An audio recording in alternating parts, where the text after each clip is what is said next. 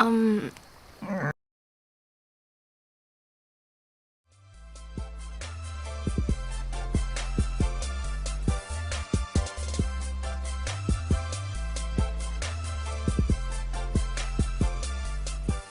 Why I decided to do this project made me think how I could integrate my own knowledge that I've kind of collected over the years of study and bring it to kind of a wider community.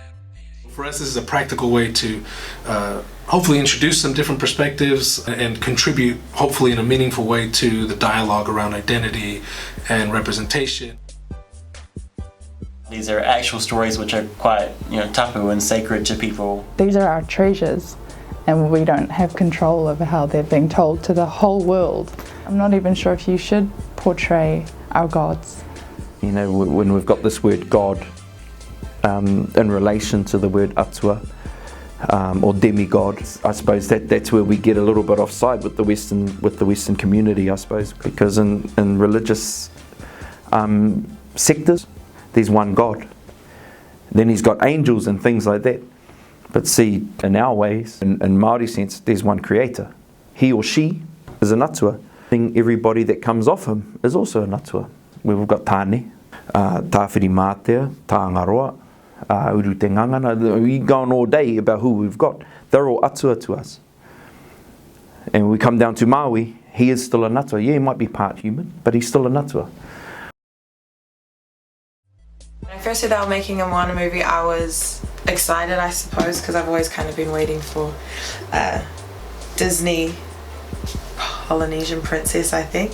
And then when I saw the trailer, I must admit I didn't like it very much. I thought it was kind of commercialized. Usually with these Disney characters you just have the princess up front and centre, but I think because Maui is presented by Dwayne Johnson, who has his own standing, there's that little bit of political pressure to sort of push him forward as the main pull factor, and so that's why he's been used as this big marketing scheme. But I look at the characterizations we have in the books and in the museum sector and in the movies and all of that kind of a thing, and I think of the knock-on effect down the line of how the new narratives actually change how people think about and look at and care for our heritage. The things that Disney creates, a lot of it's fantasy, and it's this created world, and they're a real global authority in these fantasy worlds, like The Little Mermaid and things like that. So then when you put films like Moana and like Pocahontas alongside these these other made-up movies, there's a kind of blurring of the lines that happens there that I think is really dangerous, because these are real people and real cultures, and I don't think you should treat them the same way. In a sense, this is a commodity. It can now be consumed by people outside of your community. If the relationship is I can consume you, you're objectified, I can own a piece of you, I can dress up as you, and that can be very dangerous. Everybody has ancestral stories, but what is your relationship to that story? If you feel like, oh, we're modern and my ancestors were primitive, so I'm advanced, you're gonna have a different relationship than you say, oh, you know what, the old people knew what's up. Like, their wisdom is valuable, we inherit that wisdom, and we need to continue to value it, because their depth of time of experience is much more than our small amount of time in our lived experiences. One of the cool things definitely is the representation of Moko, the tattoo on him, which I think is really, really cool. It's showing that you can have a hero who is got tattoos and all marked up, especially when there's a lot of criticism today with tattoo and traditional tattoo. And there's part of the trailer where Maui, the tattoo is talking about his heritage and stuff. I thought about it and I was like, the whole point of what I understand tattoos or tatau is about is to present a story and to preserve our whakapapa on our skin. To get to our younger generation, you kind of have to turn into a cartoon so that they can see it for themselves. Those tattoos look heavily influenced by Marquesian designs or motifs or patterns. He wasn't just Marquesian, he was also Tongan. Maui was also Hawaiian, Maui was also Maori and Samoan. It's pretty hard to comment on it because, what we've got to talk about is kind of like what we see on the trailer. What do I make of the waka? And when I look at that waka, you know, in the little snippet I see, it's sort of very much based on, well, to my eye, based on probably a Tongan type waka. But then you sort of see other little bits and pieces which make you sort of think, is it a Eastern Pacific? To what extent is there a bit of a hodgepodge? You know, putting all of Polynesia in, you know, in the kitchen whiz, and sort of out pops this kind of characterisation of Maui and or of Polynesian people. He comes across as a secondary, like a sidekick to Moana, whereas why can't they both have a story? Why does somebody always have to be in service to another idea within it? Moana's Tonto, you know, that's the equivalent, the humorous sidekick. Yeah, they need to get their facts right, because it is fact. Maui is real. I didn't have a problem that he was big.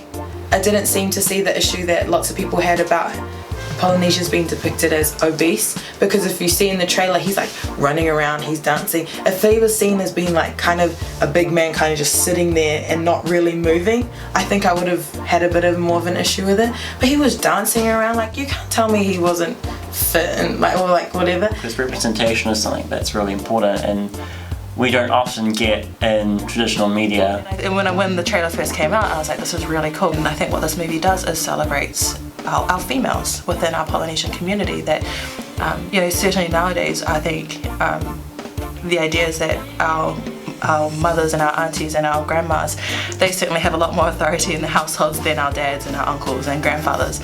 I think that is what excites me about the film, but it also makes me quite nervous about it because Disney hasn't been entirely accurate in its representation.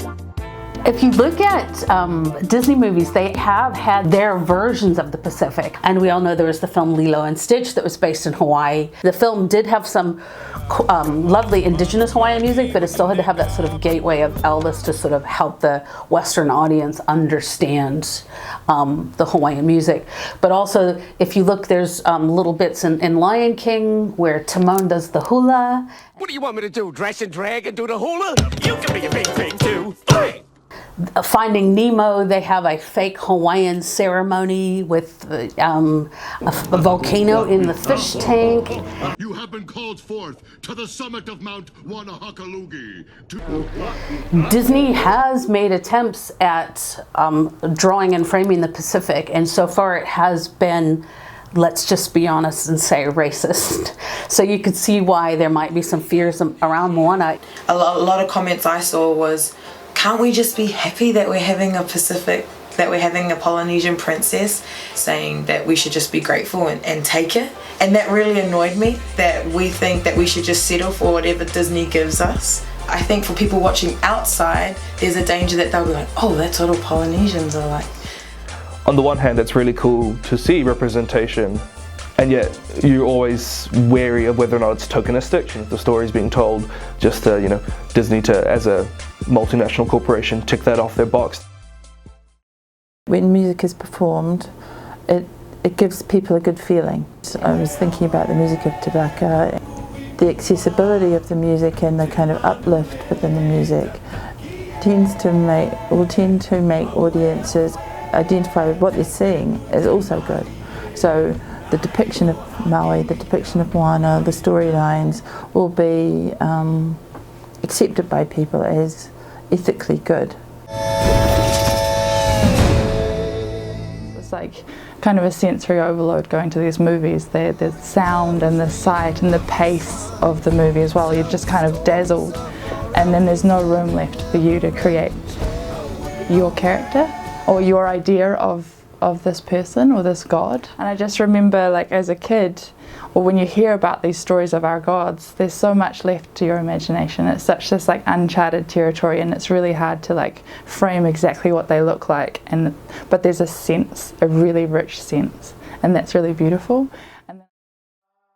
You have Moana just sitting there, I mean, in the trailer at least, passively listening to him, you know, explain his great feats and things, and I think that obscures the role of women in Pacifica culture and in the stories of Maui, with the ideas of his, you know, his grandmother's jawbone. This magical fish hook. He held his grandmother's bottom jawbone I mean, if you think about it physically, but there's no way a jawbone can do the things that he is said to have done. In a Māori sense, when you speak, it's the bottom jawbone that speaks. It's a metaphor for the knowledge of the earth. It was the knowledge that she held, which is what he armed himself with. Really, it's a gift to Disney to be able to use that story. They are going to make millions out of the film, and especially all the little toys that are made. What do the Pacific communities get other than just getting to go to the cinema and enjoy it, and possibly not even enjoy it, possibly feel kind of uncomfortable about the ways that they've depicted all these different people? I should call for a boycott. In the end, I might go and watch it just to, add insult to my injury. I think for us ourselves taking ownership of this and at least talking about it on social media within this, in our own conversations, it's starting a dialogue that we're starting to sort of pick apart. What does it mean to be Polynesian? And I like using these spaces as a tool to just complicate narratives that are so often oversimplified. And the more I live my life, the more I come across just this incredible histories just all around us, and there's never enough platforms to tell these stories. There have always been people of the sea, of the ocean. Moana is this title of the film. It wasn't Christopher Columbus who kind of first reached the Americas, and Native Americans have been there for thousands of years before that, and even Pacific people reached there and brought back kumara and sweet potato across the Pacific. And when you look at things like pigs and chickens and taro, they're not just objects which kind of have no meaning. These are things which have been taken thousands of kilometers across successive homelands and brought with them. It seems like there's a moment where Moana is parting the sea, and I don't know the element of the story that might relate to, but it seems like a lot of it is going to be about the relationship with nature and the environment, and how different ways in which Indigenous people think about environmental issues. Maybe this is an opportunity for people to talk about actually the realities today of Pacific communities that are having to leave their islands because they're already having to face rising sea levels. Knowing that Maui is a trickster, I think to my own background and ancestry, we have stories of rabbit and coyote, and rabbit might be cornered by coyote the predator, but through wit he is able to overcome that challenge or that circumstance. That's the great story of the trickster, is overcoming feats that are larger than yourself using intellect and ingenuity and creativity.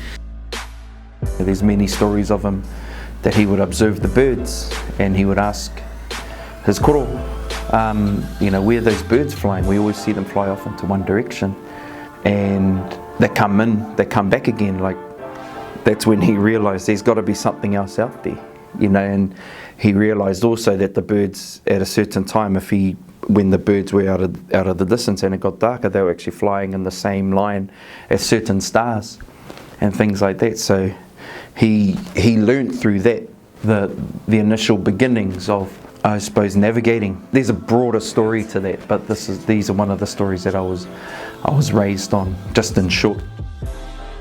Maui was a master navigator, and I believe when he fished Tonga out of the sea, he navigated his way and found Tonga over the coming out of the horizon. Maui is a hero to the Tongan people, and I think the reason why they called the Ha'amonga a Maui was because of these feats that he achieved. It was his burden to make life better for the Tongan people. Now it's on the Tuitonga to make life better for his subjects and his people. So in a way, the Ha'amonga Maui also is the Ha'amonga of the Tuitonga. The burden of Maui is now the burden of the Tuitonga. So it's like legend meets reality, and it also seems like a gateway. It's a gateway to the past where we remember the feats of Maui, but now it's a reminder of what we now have to do moving forward, for our future generations. What I would want somebody to know is that the Pacific is diverse. We each have our different cultures and languages, and they're each important and special and significant to the people who they belong to. Like, my Māori culture and my Samoan culture are hugely important to me, and to try and combine them would seem disrespectful to the people that have worked so hard to instill them so strong in me.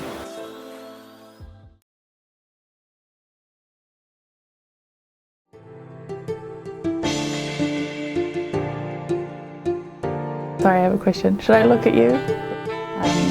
Yeah. Oh wait, I know. Sit. You are there.